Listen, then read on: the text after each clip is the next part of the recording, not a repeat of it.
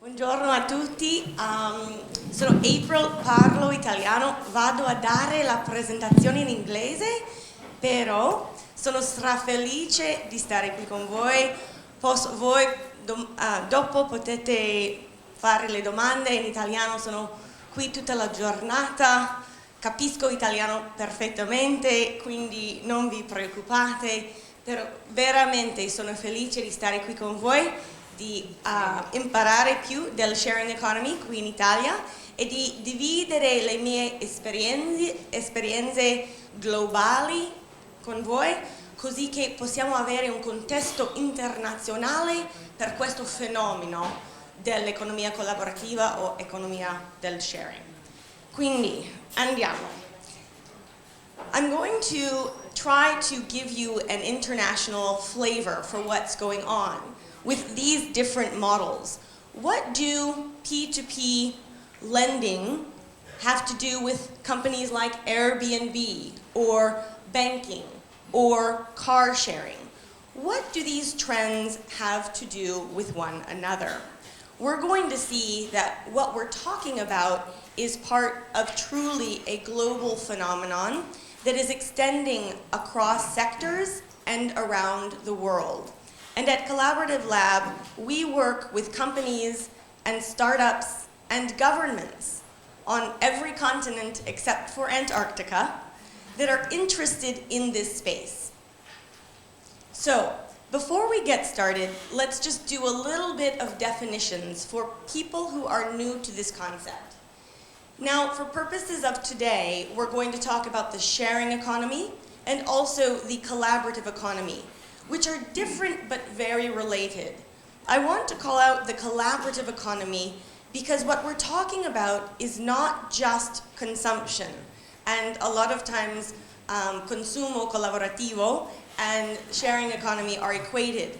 But we also want to be thinking about and looking at collaborative production, collaborative financing, crowdfunding, things like that, and collaborative learning. So when you think about this space as a whole and its effect on the economy, it's absolutely massive. We are reimagining our ability to consume, produce, finance, and learn. Within the collaborative economy, we have collaborative consumption, which is where a lot of the sharing economy gets its start. And within collaborative consumption, or the sharing economy, we can look at a few primary business models or ways of doing business. We have collaborative lifestyles, so things that are more focused on experience, shared experiences. We can look at redistribution markets, which is really a way of sharing assets that are being used inefficiently in ways that can be used more efficiently, so matching supply and demand in new ways. And then last, we have product service systems. So rather than owning or purchasing a product, I'm actually going to purchase access to that product. I'm going to purchase a service instead of owning the product. And that also has to do, for those of you who have heard about access over ownership. That's really what we're talking about here in this phenomenon. Also, within collaborative consumption, very important to note the differences in who is sharing.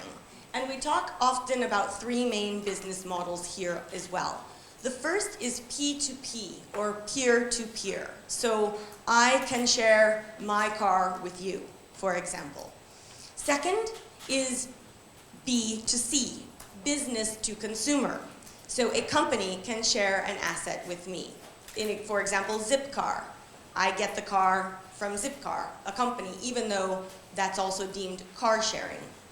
And third is B2B, or business to business. How can businesses share assets and use assets more efficiently with one another? B2B in the sharing economy to date has not been a big piece of the pie, but we believe there is massive opportunity to unlock the ability for B2B sharing even more in the future. And we'll spend some time this afternoon talking about that. So Whether it's collaborative economy, sharing economy, collaborative consumption, whatever term we use, what are the common principles? I'm going to focus on 3 today.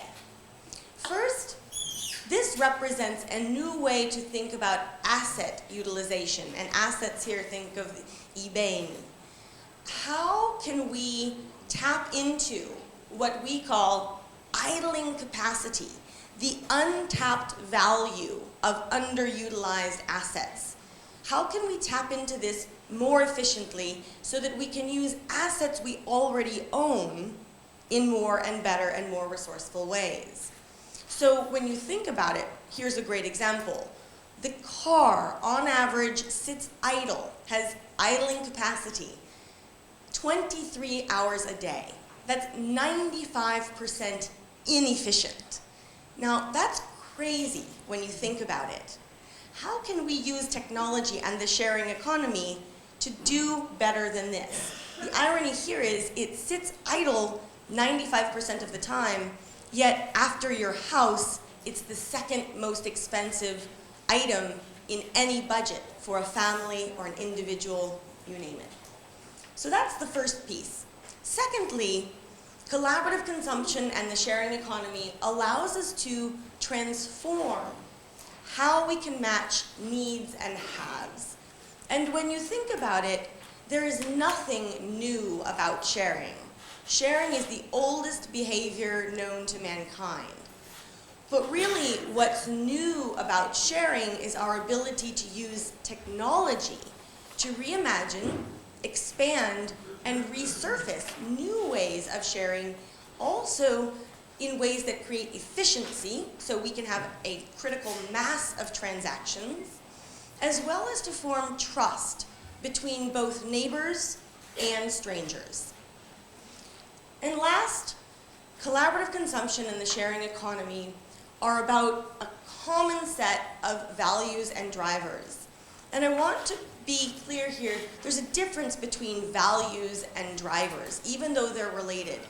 Values are very much internal. These are motivations. What am I seeking individually to be connected with? And here we see a resurgence in people's interests to collaborate, to transact in ways that are more human and open. And obviously, at the end of the day, this is also about the way that technology can empower individuals. But values are very much internally driven. At the same time, we have a series of external drivers, which were mentioned briefly before. And when we talk about why, what are the benefits of the sharing economy, we often say there are 3 main ones. First, economics. It is economically more efficient to share some of your assets rather than own them outright. Second, it's environmentally more efficient and sustainable. We're using resources more efficiently. We're reimagining systems of production and consumption. And third, it's about community building and social benefit. So even though I might not become best friends with the person I share my car with, I do get to know more about my neighbors and the people living in my community, and it helps to restore some of the social fabric that's been lost by and large over the last century. And then, of course, all of this, enabling all of this, is the role of technology. So keep those in mind. We're going to refer to them again and again in the course of today. Now, if we look today at the phenomenon of the sharing economy, as I mentioned, it is truly global. It is hitting every sector on every continent in ways that you cannot imagine. I've started to joke with people. Give me a sector, any sector, and I will either tell you what's happening in the sharing economy, or if we spend 10 minutes together, we can come up with a business model that actually makes sense. And there are limits to sharing. The best examples I've come up with are toothbrushes and wedding rings. But other than that, everything from pets to transportation to education, anything related to children, this is all just happening everywhere. So what we're going to do now is spend a little bit of time talking about different ways, the different sharing models. And before we do that, I just want to call out, this is the media from this last year. So the sharing economy has been on the cover of The Economist, in Time, as was mentioned, on the cover of Forbes magazine. It's getting a lot of international press. It's also attracting a lot of investment. It's estimated that in 2011, about $400 million was invested. 2012, it was closer to $500 million. And it's estimated that this year, we don't know yet, but that this year alone, close to $1 billion globally will be invested in these companies. So when we talk about the kinds of things we can share, we often say, well, to make it easy, let's talk about how we can share the 3 S's: space, skills, and stuff. Now, stuff means a lot of things, but we'll talk about some examples that are most relevant to the Italian context. Now, what I'm going to share here is only a sampling. There's a lot more out there, but I picked some examples that I think will have the most global relevance. So first, all kinds of space. Let's just dive in. How many of you have not heard of Airbnb? Okay, good. Easy one to start with. Everyone, Airbnb team, take note. Everyone here has heard of you. So Airbnb is a platform in which you can share all kinds of space. Obviously, you can share a spare room in your home, a holiday house, whatnot. Now, Airbnb is growing at a phenomenal rate, as you probably know. They're in more than 34,000 cities in 192 countries around the world. There are more than 15,000 properties in Paris. There are more than 5,000 properties in San Francisco, where I live, more than 4,000 properties here in Milan, more than 50,000 properties in all of Italy. Truly extraordinary. But what I like about Airbnb is that it's not just about a room in your house. You can rent an igloo, a treehouse, a converted airplane. You can rent the entire Principality of Liechtenstein on Airbnb. Now, what I'm getting at here is these things never had a market before. You couldn't imagine making income. You could put a sign outside of your igloo saying, "Igloo for rent" on the street. But you could never think about this as a business. This is huge, what's happening here. These assets had, in effect, 100% idling capacity before, economically. And now we're unleashing all of these people to be able to make money from their previously idling assets. And this treehouse on the left, that treehouse is often booked up more than 6 months in advance. The income from that treehouse is sometimes enough to pay the mortgage on the main house out front. Think about what that means. It's really powerful. Now, if we look at how many nights have been booked on Airbnb, unfortunately, this only goes till 2012, and I think this year we're going to see it spike up even more. But truly phenomenal growth. In many cities, they have growth rates of 300, 400, 500% this past year.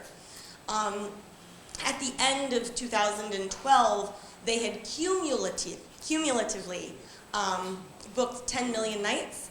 Already in this year alone, in 2013, as of last week, 9 million nights, just this year. So get ready for a lot more. This is just a nice sketch. That's the pink are where there are Airbnb properties. So that's 2008. That's 2012. There are literally at least one Airbnb property on every block in the entire metropolitan area. It was recently reported that Airbnb is 4 years old. It's now booking more nights than the Hilton hotel chain. What's interesting is hotels, by and large, aren't too concerned at this point. That may or may not always be the case, but the important thing to note here is that it's not as though Airbnb is just taking all the travelers from hotels. We're not aware of hotel occupancy rates declining. What Airbnb is able to do is allow more people to travel in more ways and to bake a bigger pie. The travel space is not finite.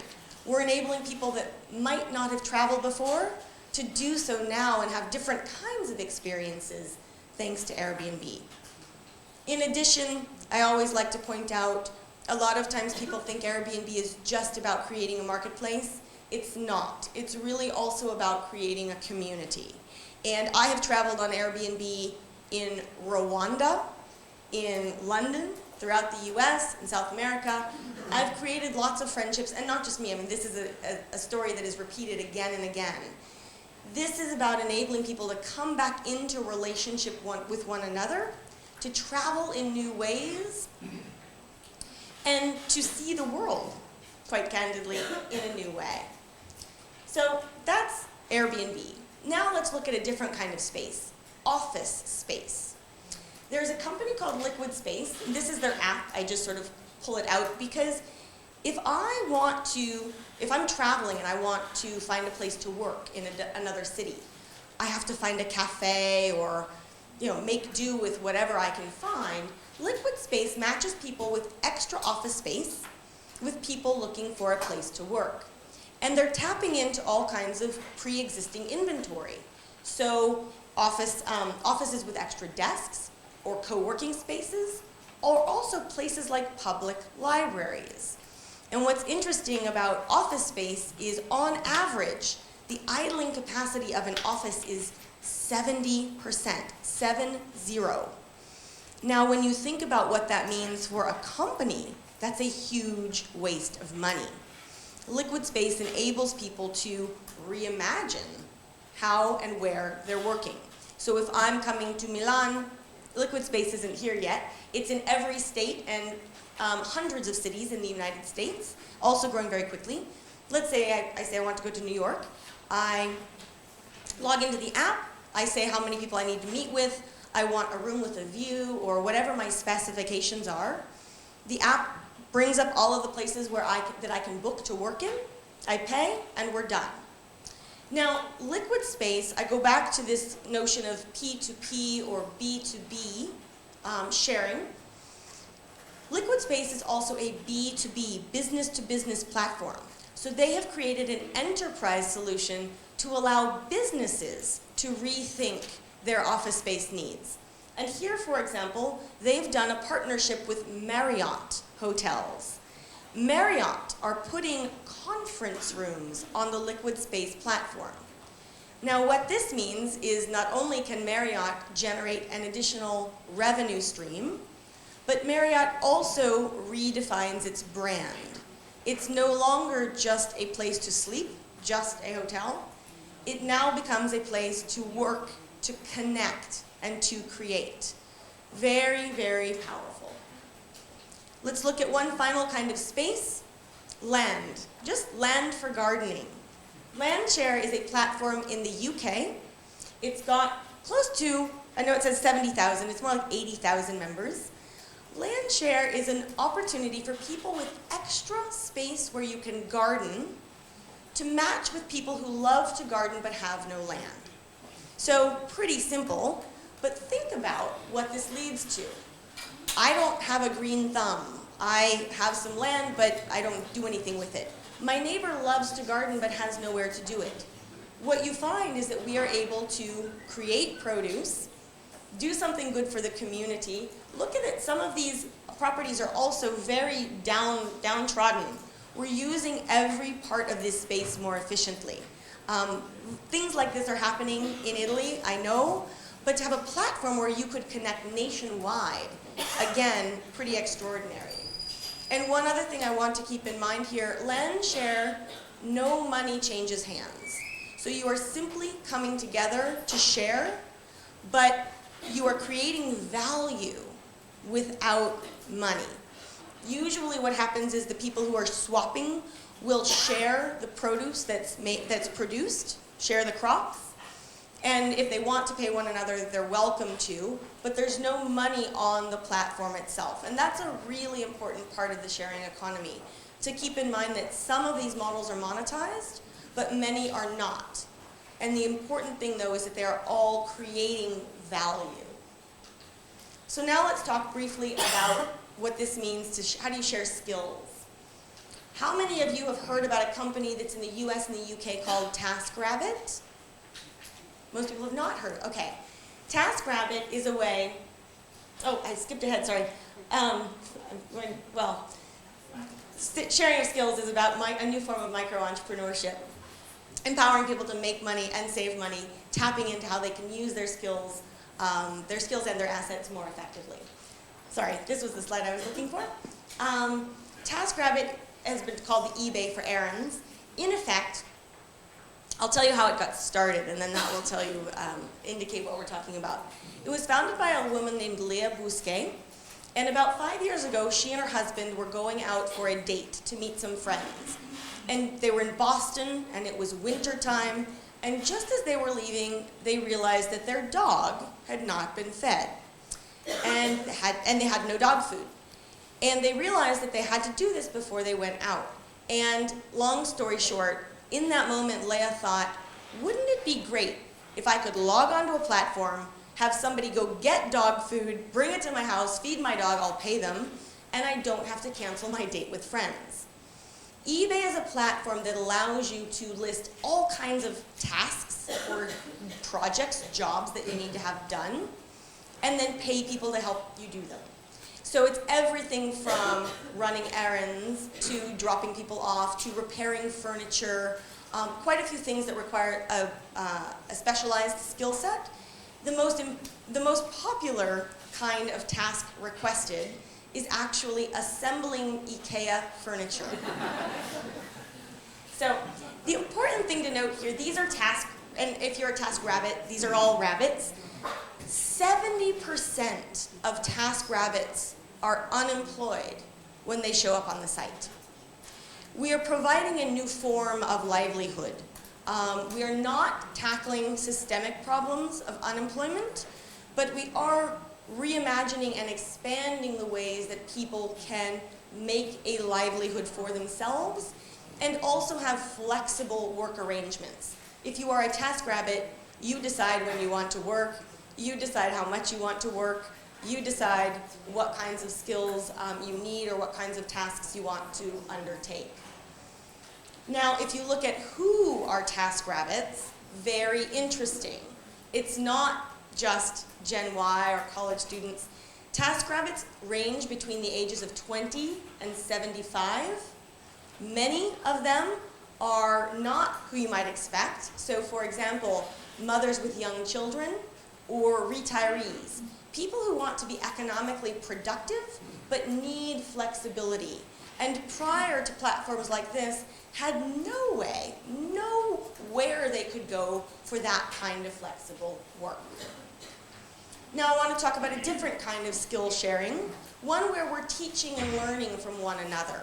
Skillshare is a platform that allows you to do just that. It is a platform where people can create and host and teach online courses. They're paid for them, but they're not necessarily university-style courses. Here are some examples. So how to fundraise, how to get featured on the radio, all kinds of different things. It's a broad selection, but what's interesting is some people are making quite a good living on Skillshare. One class, the single most popular class ever hosted on Skillshare was a Ruby on Rails coding class. More than 4,000 students showed up, and the teacher made more than $40,000 just teaching that class. And this is a micro-entrepreneur, and no credit was given, anything like that. This was all online, and what are people doing? They're sharing their skills. What this means for education and the workforce, and who is qualified in the workforce, again, is really powerful. And the final one I want to talk about is actually in the tourism space. This is a company called AnyRoad, and they're not here in Italy, but they're in Greece and in Israel and in Brazil, and they're global. And this is about tour operators and individual tour guides. I was surprised to learn that only 1% of all tour guides in the world have an online presence. That makes it very hard to market your skills. AnyRoad partners with local governments, with tourism authorities, and with individual guides to help them get their skills and their expertise online. It's a pretty simple phenomenon, but no one has done this before, and I do think something like this could have lots of value for Italy. Last but not least, stuff. Now, we could talk about all kinds of things in this category. I'm going to focus on just a couple that, again, have more resonance here in Italy. First, let's talk about, though, what is the stuff that is easiest to share? We usually say that items that are best suited for sharing are those which are high cost and low frequency of use. So meaning it really hits my budget, my pocketbook to buy this thing, but I'm not going to use it that often. The idling capacity is high.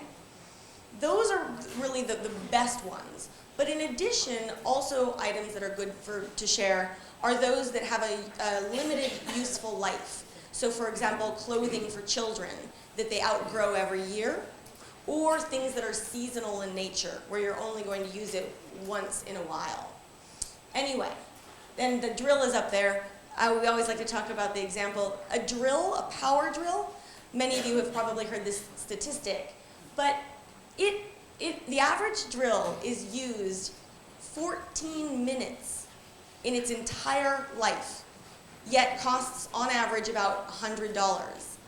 And when you think about it, you don't need the drill, you need the hole. So things like drills are really good to share. Anyway, we're going to talk about a couple of examples. First, I apologize, the slide is a little bit hard to see.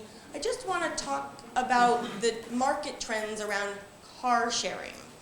And knowing that mobility and transport is, again, a common thread in the Italian economy as well, the point of this slide is to show you how small we are today versus where we think we're going to be.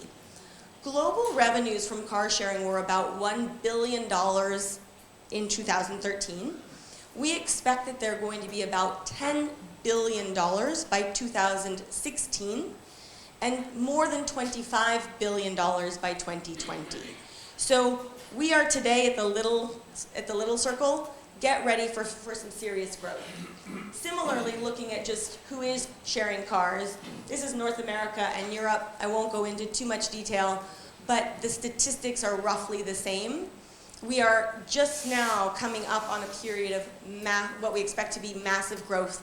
And right now, less than 1% of the US population, for example, is sharing cars. It is growing, but it's anticipated that by 2020, between 10 and 15% of the entire US population, so 50 million people, will be sharing their cars. This is just a snapshot to show you how many companies are getting involved in car sharing, and we see lots of car manufacturers, BMW, Renault, Ford, etc. And then we see a lot of new car sharing partnerships arising with startups in this space, such as Relay Rides is one of the better known P2P car sharing companies in the US, or Zipcar, which as we know is global. I want to talk briefly about, does this look like, has anyone seen the pink mustache before? Yes? A few people? Okay. This is in addition to car sharing, we're also talking about ride sharing. So I'm not sharing my car, but it's a new form of carpooling, if you will. This is Lyft, L-Y-F-T. Lyft is a real-time ride-sharing community. Think about it as I can become a taxi driver with my car, in effect. Lyft drivers, and what we see now is that, and this is in the US, I'll mention, growing like wildfire, as we would say. It is now in 16 cities across the US. It's taken $60 million in venture funding. They're offering more than 60,000 rides per week, and they are growing almost at an exponential rate. They have not expanded internationally yet, but they may. You know you're in a Lyft car because you put the pink mustache on your vehicle. That's how you know it's a Lyft car. But this is all about reimagining our relationships with how we need to get around. Now, this is the Lyft app. I want to point out here, let's say I need to go somewhere. I log on to the Lyft app. I say it can recognize where I am. I need to go, I need to go to this place, click on the app. Lyft drivers, who also have the app, see that I want to be picked up. One of them agrees to come and get me. And what's great is that I can see the car coming to arrive. I know where my driver is. That never happens with a taxi. This is a phenomenal design innovation, and part of the reason why Lyft is so popular. But think about it. They are, very much disruptive to the taxi industry, but what we're doing through Lyft is we're reducing the cost of transportation, we're reducing congestion in cities, and we're reducing CO2 emissions. This is a win-win-win. Now, some of you might have heard of BlaBlaCar, which is here in Italy, and across Europe. They exist in about 10 countries, and this is also a ride-sharing community. But the difference is this is usually people looking to fill empty seats in their car on a trip to another city and that kind of thing. I would highly recommend you take a look at this. It is here, again, in Italy. The difference is, for Lyft, it's more within a city, point to point, a little bit like a taxi. BlaBlaCar is more for intercity trips. And the name BlaBlaCar comes from how talkative you want your car to be. You can request to be in a blah, blah, or blah, blah, blah car, depending on whether you want to talk to the other travelers, which is fun. The point here to note, they are now doing more than 600,000 rides per month, and they are slated to be transporting more passengers than Eurostar by the end of this year. Finally, just going to mention Lyft Share, which again is ride sharing, but this is in the UK. They have about 600,000 members. Lyft Share runs a P2P ride share program, kind of like Lyft, but also B2B. Lyft Share makes all of its money helping companies and governments create car sharing and ride sharing programs for their employees and for their companies. So think about when a company were to decide to take on something like this, how transformational it could be. So then we finally have bike sharing, which is another form of shared transportation.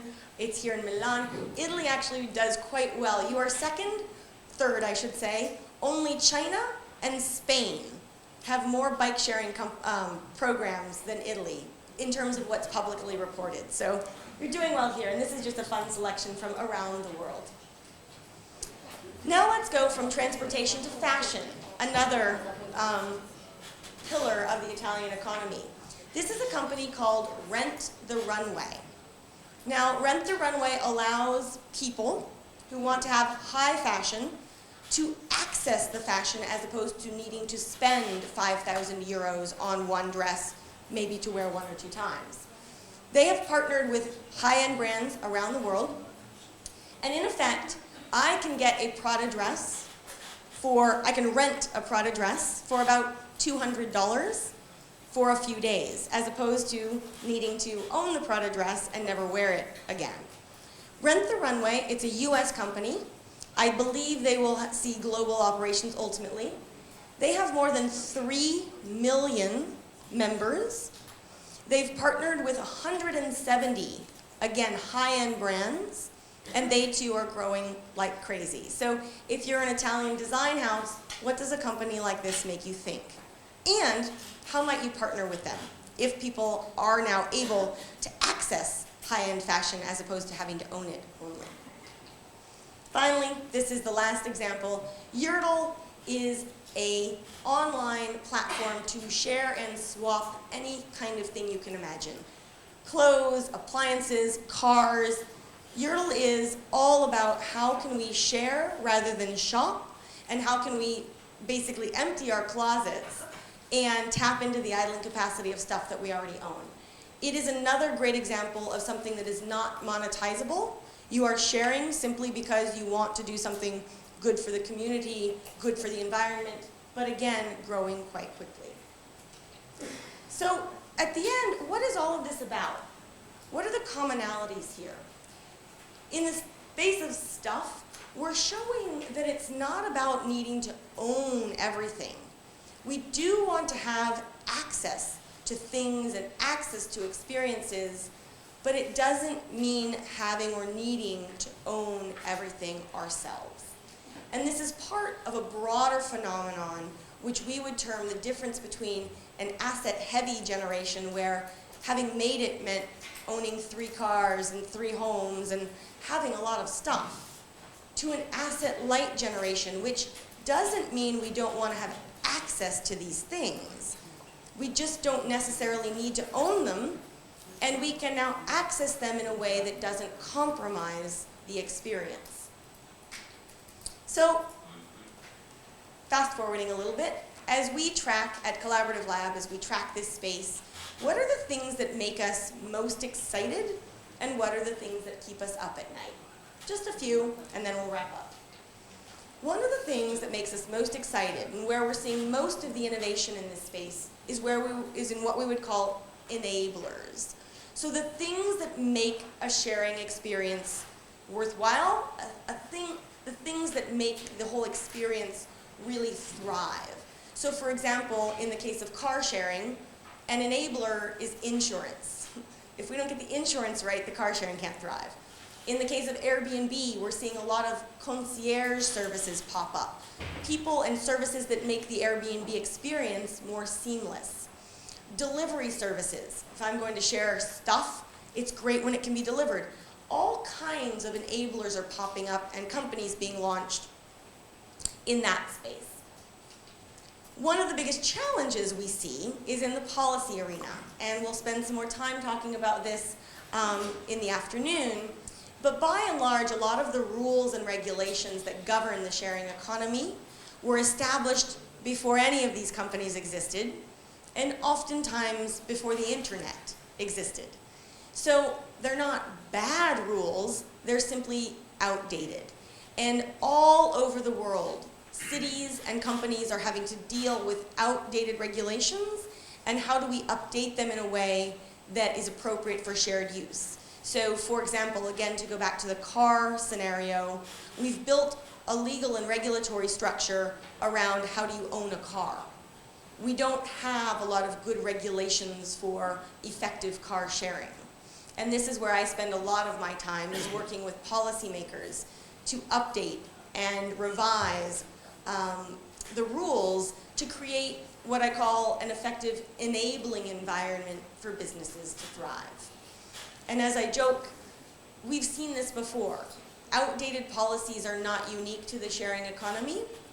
I use the example of when the car was introduced, and again, everyone thought, oh, neat new piece of technology. But in most places, the rule said that you could drive a car on the street so long as it didn't go faster than a horse and buggy. That's kind of where we are today in the sharing economy. And that leads me to the final point, which is this concept of a shareable city. So we've been talking a lot about businesses and what's the role of business and how do we get the private sector involved. There's also a huge opportunity for the public sector and city and civic leaders. And this really goes to looking at the city itself as a sharing platform. What would it mean for a city government to figure out how to use its own assets more efficiently? So applying the sharing economy to itself, and then what does it mean to, again, externally enable and promote this kind of activity? How do we need to rethink policies, regulations, and just overall support for attracting companies that want to get involved in this space? And again, happy to talk about this with anyone more later. I spend a lot of my time in that particular arena as well. So if we look at what some cities in the world have done around the shareable city, we do know that in the US, the mayors of 15 cities, including New York City, San Francisco, Los Angeles, Chicago, they signed the Shareable Cities Resolution earlier this year, declaring their support for the sharing economy. And then if we go outside of the US, if we go down to Rio and Sao Paulo, we see that there, for example, Airbnb has partnered with the local governments in advance of the Olympics and the World Cup. They're going to ensure that more people can travel in more ways and that more money will remain invested locally. And if we go to Seoul, South Korea, perhaps a surprising place, we see probably the world's most shareable city And the mayor there has mapped out a strategic vision, investment capital, legislation to really reimagine how the sharing economy can redefine the city's future. So coming back to where we began, wrapping up, this isn't about one sector, it's not about one country. This is pervasive, this is happening everywhere, and this is affecting every aspect of our lives. I think there's tremendous opportunity here in Italy, across sectors again, but also looking at the core, things like transportation, tourism, fashion. These are some of the areas where we're seeing the most robust growth in all of the sharing economy, and a message that I think we can talk more about and hopefully drive forward as a result of today. Thank you.